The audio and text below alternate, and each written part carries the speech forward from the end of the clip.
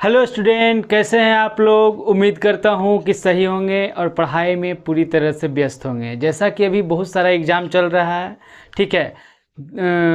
आज 13 तारीख हो गया, तो 11 और 12 सेक्शन कंट्रोलर का एग्ज़ाम था। आज एएलपी का एग्ज़ाम शुरू हो रहा है, ठीक है।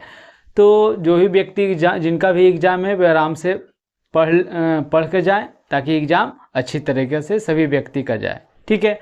तो आइए, हम लोग पढ़ रहे थे, रीजनिंग का एक चैप्टर पूरा कंप्लीट हो गया था और हम कहे थे कि इस पर कुछ क्वेश्चन लेके आएंगे जो कि प्रैक्टिस भी हो जाएगा उसी अनुसार से, ठीक है।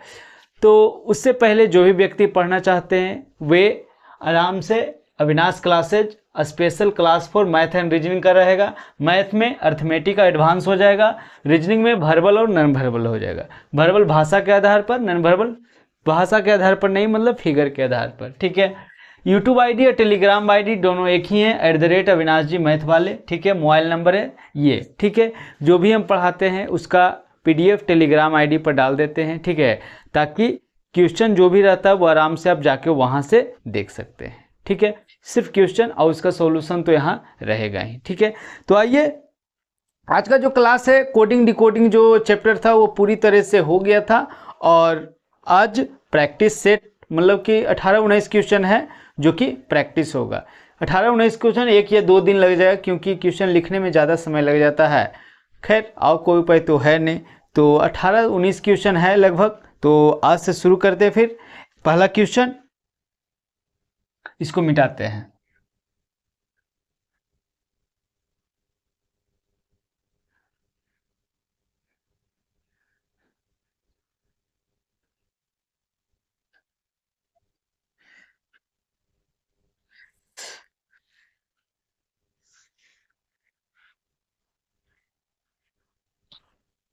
Reasoning.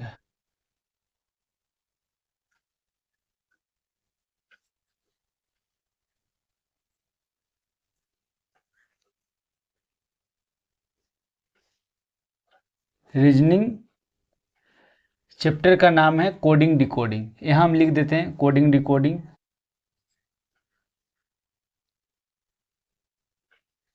Coding decoding,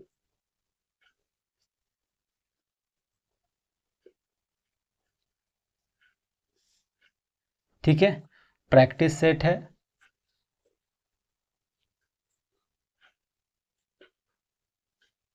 practice set 18-19 question है। क्वेश्चन नंबर 1 से, अब क्वेश्चन नंबर 1 से शुरू करते हैं। क्वेश्चन नंबर 1 है, क्या है जो देखते हैं। क्वेश्चन नंबर 1 क्या है, बोल रहा है कि एक विशिष्ट कूट भाषा, एक विशिष्ट कूट भाषा में टैप टेप, ठीक है, को लिखा गया है क्या, SUZBOQDF,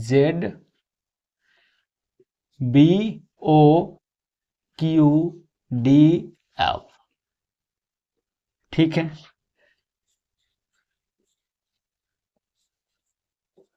के रूप में लिखा जाता है। इस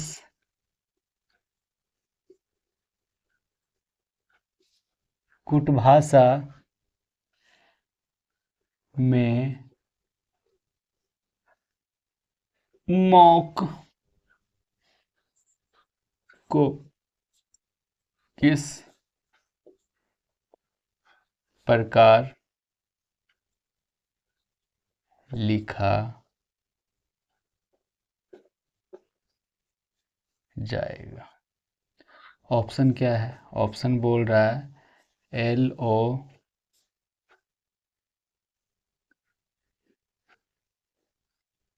LOPQBCKL,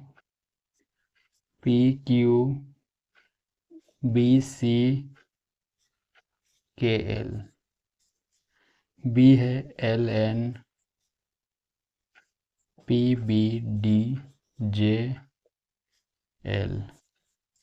CMOPQD KELM KNPBEBL।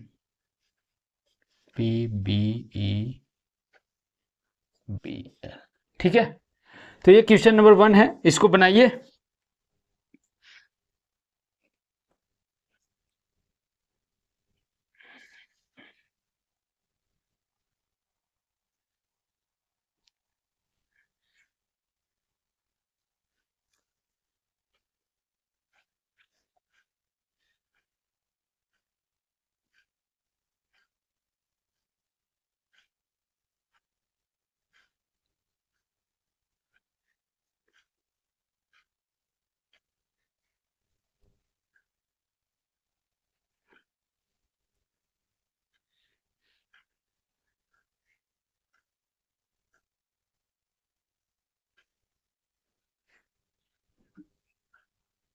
बन गया जी। तो आइए देखते हैं। उससे पहले एक चीज़ बता देते हैं, अभी जो एग्ज़ाम चल रहा है उसमें जो एग्ज़ाम में क्वेश्चन कैसे सॉल्व करें उसके लिए हम थोड़ा सा बता देते हैं। देखिए, एग्ज़ाम में क्वेश्चन आसान भी रहता है, एग्ज़ाम में क्वेश्चन कठिन भी रहता है। ठीक है, तो प्रयास कीजिए कि पहला मतलब कि 2 राउंड या 3 राउंड में क्वेश्चन को सॉल्व करने का। जैसे पहला राउंड में जब भी जैसे क्वेश्चन पहला एक बार में तो एक ही क्वेश्चन आता है, तो प्रयास कीजिएगा कि सबसे पहला राउंड जब बनाइए तो ये मत देखिए कि कौन क्वेश्चन आपको पूरा तरीका से आ रहा है, आप ये देखिए कि कौन क्वेश्चन सबसे आसान है उसको बनाइए। ठीक है, तो पहला राउंड में जो एकदम आसान है, जो एक मतलब कि 5 या 6 सेकेंड में बन जाए उसको सॉल्व कीजिए। ठीक है, उससे 2 बात होगा, पहला तो ये आपको ये पता चल जाएगा कि कौन कौन क्वेश्चन आ रहा है, दूसरा ये पता चल जाएगा कि आपका समय बर्बाद नहीं होगा और पहला राउंड में जितने भी क्वेश्चन सॉल्व होंगे वो सॉल्व हो जाएंगे। जब दूसरा राउंड में आइए तो आपको ये तो पहले पता है कि कौन कौन क्वेश्चन आ रहा है, तो दूसरा राउंड में वो प्रयास कीजिए कि जो जो आपको आ रहा है उसी पर सिर्फ समय देने का, जो नहीं आ रहा है वो अंत में ध्यान देना है उस पर। ठीक है, इस प्रकार से दूसरा राउंड हो जाएगा। और तीसरा राउंड में वही, अगर आपके पास समय है तो वो सभी क्वेश्चन को सॉल्व करने का प्रयास करें, लेकिन जो ज़्यादा बेहतर तरीका से आपको आ रहा है वही प्रयास करें। ठीक है, तो आइए इस क्वेश्चन पर सॉल्व करते हैं। ठीक है, इस क्वेश्चन को सॉल्व करने में क्या बोल रहा है कि एक विशिष्ट कूट भाषा में टैप को क्या लिखा गया है, ये लिखा गया है। तो बोल रहा है कि मॉक को किस प्रकार लिखा जाएगा। ठीक है, क्वेश्चन सॉल्व करने के पहले ऑप्शन पर भी ध्यान देना है। ऑप्शन क्या बोल रहा है, अगर हम देखते सबका पहला डिजिट अलग अलग है, तो पहला डिजिट पहले तो ये हमको चेक करना है, पहले उससे पहले हम बताते हैं ऑप्शन पर जरूर ध्यान रखें। कोई भी क्वेश्चन सॉल्व करें तो ऑप्शन पर ज़्यादा ही ध्यान रखें। क्यों? क्योंकि ऑप्शन के अनुसार देखिए, अगर जैसे ये दोनों में सेम है, ये दोनों अलग अलग है, अगर जैसे कि जिसमें ये अगर पहला डिजिट से चलते हैं तो ये 2 ऑप्शन तो पहले ही कट जाएगा। चाहे तो अगर ये दोनों में कोई ऑप्शन हुआ तो ये डायरेक्ट आंसर आ जाएगा, अगर ये दोनों में कोई हुआ तो 2 में एक ये 2 ऑप्शन कट जाएगा, 2 ऑप्शन बच जाएगा। ठीक है, तो आइए सबसे पहले देखते हैं क्या बोल रहा है। बोल रहा है टेप को ये लिखा गया है, तो TAPE टेप को क्या लिखा गया है, SUZBOQDF। ठीक है, तो ये देखिए 4 अक्षर है, ये देखिए 8 अक्षर है। इसका मतलब है कि एक अक्षर के बदले में 2 अक्षर लिया गया। जैसे यहाँ क्या होता है, 20 का क्या टी का क्या होता है, 20 ये कितना 1, ये कितना 16, ये कितना 5। ठीक है, ये होता है 19, ये होता है 21, सॉरी ये होता है 21, ये होता है 26, ये होता है 2, 15, 17, 4 और 6। अगर याद है आपको तो बहुत अच्छा बात है, तब ज़्यादा दिक्कत नहीं होगा एग्जाम में। ठीक है, अब अगर हम ध्यान दें तो टी दिया है 19 और 21, इसका मतलब है कि टी में क्या बोल रहा है, चाहे तो एक घट रहा या फिर एक बढ़ रहा, यही हो रहा है ना।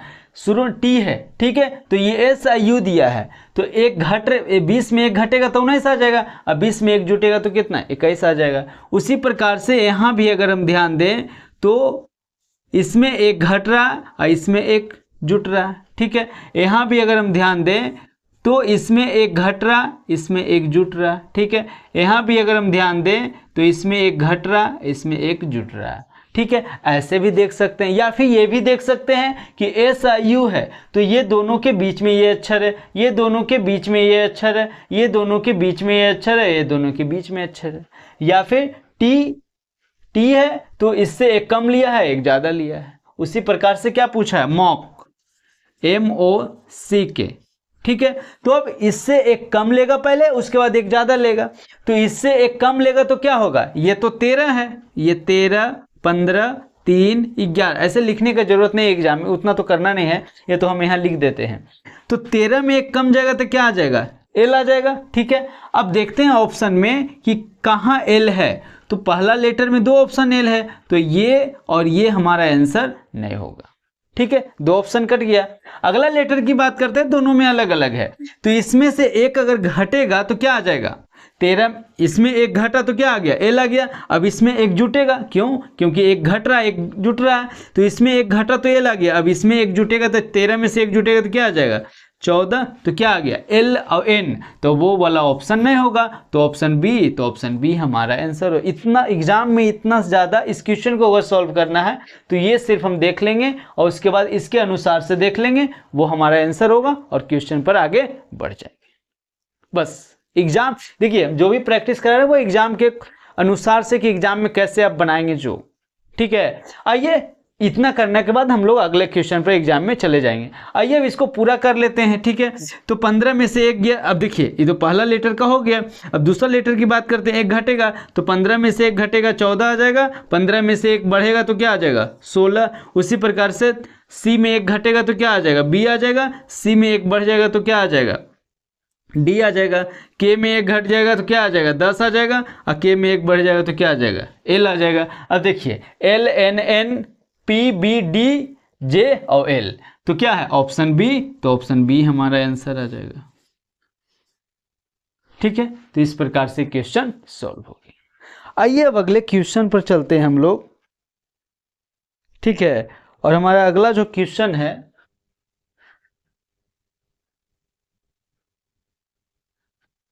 अगला क्वेश्चन क्या है, जो देखिए ये सब क्वेश्चन एग्जाम में आ रहा है जी।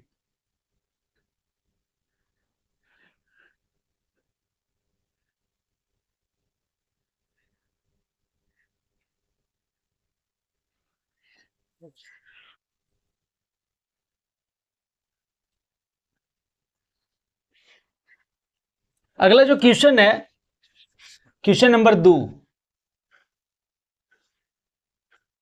क्वेश्चन नंबर 2 क्या बोल रहा है,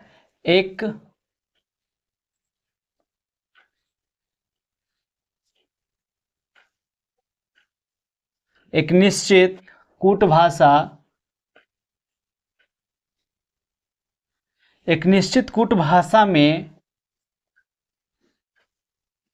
क्या बोल रहा है, MTS, TG, ME का अर्थ आई एम देयर, ठीक है, देयर, ठीक है, आई एम देयर है। आगे बात कर लेते हैं, कॉमा,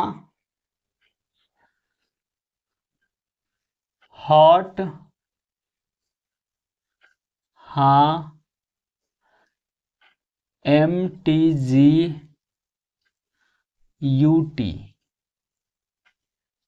का अर्थ माई होम इज हेयर, ठीक है, कॉमा,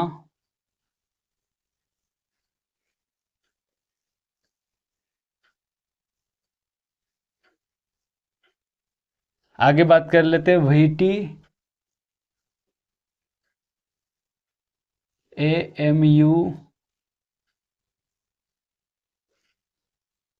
VT MU HA और TR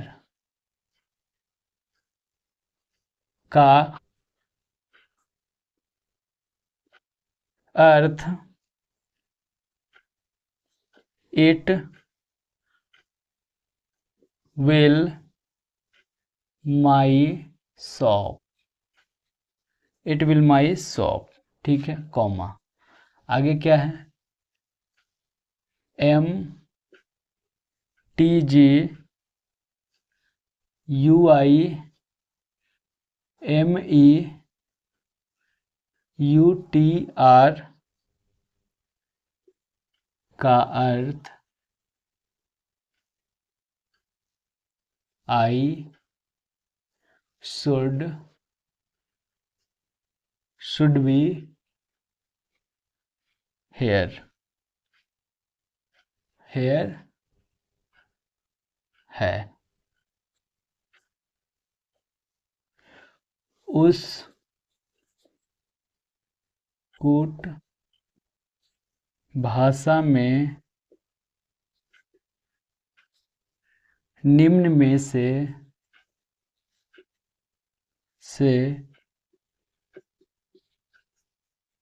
किसका अर्थ माई। ठीक है, ऑप्शन है VT, बी में TR, सी में HA और डी में MTG। ठीक है, इसको बनाइए, क्वेश्चन है, दूसरा नंबर क्वेश्चन, इसको सॉल्व कीजिए।